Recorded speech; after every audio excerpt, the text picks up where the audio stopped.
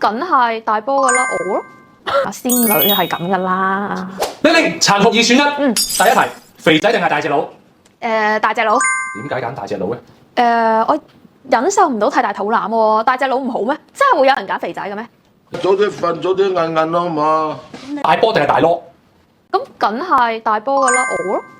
即係揀翻自己。啊，每食一啖肥10磅，定係旺角攞跑一次永遠都咁 fit？